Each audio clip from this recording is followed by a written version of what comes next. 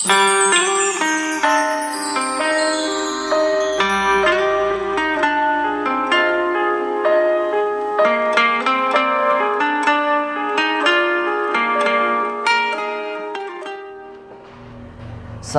warahmatullahi wabarakatuh. Alhamdulillahirrabbilalamin. Assalatu wassalamu ala asrafil anbiya'i wal mursalin Sayyidina Muhammadin wa ala alihi wa ashabi ajma'in. Ittaqullaha haqqa tuqatih wa la tamutunna illa wa antum muslimun. Alhamdulillah, segala puji bagi Allah Subhanahu wa taala yang Maha menatap, yang senantiasa menatap kehidupan manusia, baik yang tampak dan baik yang tidak tampak, dan akan membalas segala perbuatan manusia yang ada di dunia, sehingga akan memberikan keadilan yang seadil-adilnya di akhirat kelak, dan akan menempatkannya di surganya ketika manusia berbuat kebaikan-kebaikan yang telah Allah tetapkan dan mendapatkan ridhonya, dan akan dimasukkan ke dalam neraka orang-orang yang kafir kepada Allah Subhanahu wa taala, ataupun orang-orang yang mungkin beriman kepada Allah Subhanahu wa taala tapi dia mungkin melakukan perbuatan-perbuatan fasik kepada Allah Subhanahu wa taala. Dan semoga kita tidak harus merasakan azabnya Allah di nerakanya. Nauzubillahi min dzalik.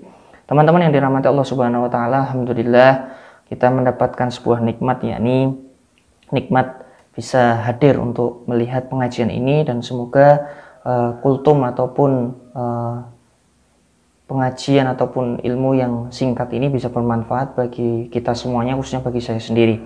Teman-teman yang dirahmati Allah Subhanahu wa taala, alhamdulillah orang-orang yang pergi ke masjid ini sungguh luar biasa. Jadi salah satu dakwah yang bisa kita lakukan ini adalah tidak harus dakwah itu kita ceramah ya di mimbar-mimbar kalau kita tidak mempunyai kemampuan atau kapasitas untuk itu. Nanti malah salah dan menyesatkan. Namun dakwah itu bisa kita lakukan dengan berbagai macam hal. Tanpa harus menggunakan mulut kita bisa berdakwah. Caranya gimana? Caranya adalah dengan melaksanakan perjalanan menuju ke masjid. Jadi menuju ke masjid ini kenapa kok as-sholatu jami'ah afdalu min sholati fardhi bisa berisna darajah. Sholat jamaah itu lebih utama daripada sholat sendirian sebanyak 27 derajat. Ini ada maknanya. Nggak cuma sekedar pahalanya dilipat kalikan 27, bahkan 27 ini nggak cuma 27, luar biasa perkaliannya ini, pahalanya Allah ini sampai bahasanya itu tidak terhingga. Dan diibaratkan ini banyak sekali pahalanya, dan manfaatnya pun banyak, nggak cuma pahala. Ketika kita berjamaah itu manfaatnya banyak. Kita jalan, kita ketemu orang, kita jalan bisa menyapa orang, kita jalan bisa silaturahmi, kita jalan bisa ngobrol dengan orang, bisa komunikasi, bahkan bisa menyelesaikan masalah dengan berjalan ke masjid, mendiskusikannya di masjid, dan lain sebagainya, dan lain sebagainya. Banyak manfaat yang bisa kita ambil daripada melaksanakan sholat berjamaah. Nah, teman-teman yang dirahmati Allah Subhanahu wa taala, sholat berjamaah ini bahkan bisa menjadi dakwah. Bahkan ada orang yang masuk Islam ini gara-gara melihat orang sholat. Contohnya siapa? Ko Stephen Indrawibowo yang ketika itu bercerita bagaimana dia masuk Islam itu bukan gara-gara debat, bukan gara-gara mempelajari Al-Quran, karena dia ini Katolik yang taat ya. Jadi dia ini adalah bahasa kita Islam yang taat ya, kita pelajarinya Al-Quran, nggak pelajari kitab yang lain. Kalau dia Katolik yang taat, yang dia pelajari ya Katolik, maksudnya kitab Bible, kitab Injil, nggak mempelajari kitab-kitab yang lain. Al-Quran pun tidak, seperti itu. Tapi kenapa dia bisa masuk Islam? Bukan karena berdebat, bukan karena belajar Al-Quran, tapi karena cuma lihat orang sholat. Jadi lihat orang sholat kok dia pengen sholat, maka dia tanya sama Pak Ustadz atau Pak Kiai, Pak Ustadz, saya pengen sholat, boleh nggak? Ya boleh, kata Pak Kiai. Tapi saya non muslim. Ya nggak boleh, non muslim mau sholat. Kalau kamu pengen sholat, kamu masuk Islam dulu. Lalu Ko Stephen dengan sangat mudah, ya sudah, saya masuk Islam untuk sholat. Jadi masya Allah, begitu mudahnya ya melihat orang sholat. Dia melihat keindahan Islam dari situ, bahwasanya kok ono ya wong sholat tok ping 5 bolak-balik, ora kesel, ora males, ora bosen, bahkan sampai umurnya 20 tahun, 30 tahun, 40 tahun, 70 tahun masih ke masjid. Luar biasa. Teman-teman yang dirahmati Allah Subhanahu wa taala, perjalanan ke masjid ini bukanlah perjalanan yang biasa-biasa saja.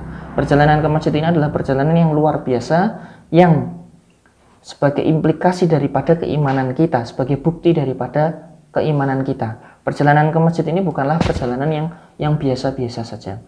Ada orang yang mudah melakukan perjalanan untuk pergi ke gunung, naik gunung setiap sebulan sekali, 3 bulan sekali, bahkan ada yang seminggu sekali naik gunung. Dia membawa perbekalan dan naik ke atas mungkin untuk tidur, membuat tenda. Ada binatang-binatang buas dia tidak takut, ada ular tidak takut, ada singa dia sudah siap, dan lain sebagainya.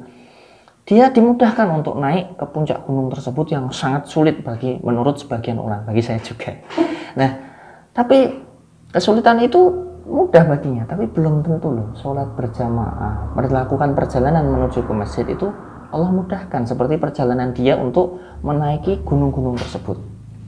Ada orang-orang yang mudah mendapatkan gelarnya, gelar S1-nya dia mudah sekali dapat, gelar S2-nya, gelar S3, dapat pekerjaan. Bahkan perjalanan menuju pendidikan itu Allah mudahkan bagi dirinya. Tapi belum tentu perjalanan menuju ke masjid menjadi perjalanan yang Allah mudahkan bagi orang-orang yang mudah mendapatkan daripada gelar-gelar ataupun kehidupan dunia tadi, atau daripada kesuksesan dunia tadi. Maka teman-teman, perjalanan menuju ke masjid ini adalah perjalanan yang luar biasa bagi orang-orang yang ditunjuk Allah, diberi hidayah oleh Allah, dan diberikan rahmat oleh Allah untuk menerima ampunan dari Allah yang luar biasa daripada sholat-sholatnya tersebut. Karena satu sholat dengan sholat yang lainnya itu mengampuni dosa-dosa daripada dirinya, kecuali dosa besar, wallahu ta'ala alam. Tapi Masya Allah, perjalanan menuju ke masjid ini adalah tanda keimanan kita. Maka jangan sampai kita ini, mungkin sebagai laki-laki ya, terutama khususnya bagi laki-laki, kita kok sholatnya di rumah.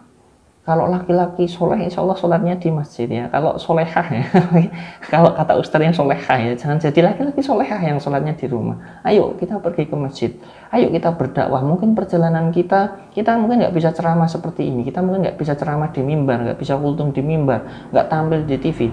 Tapi bisa jadi Allah meridhoi kita karena kerutinan kita, keistiqomahan kita melakukan hal-hal yang mungkin dianggap orang sepele, yakni melaksanakan perjalanan menuju ke masjid.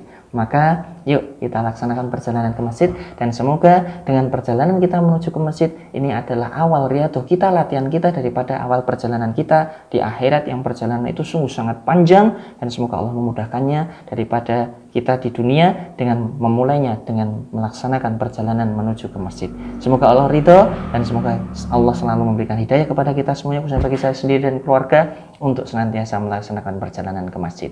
Wabillahi taufiq wal hidayah, waridho wal inayah. Semoga bermanfaat. Manfaatkan hidupmu, hidupkan manfaatmu. Assalamualaikum warahmatullahi wabarakatuh.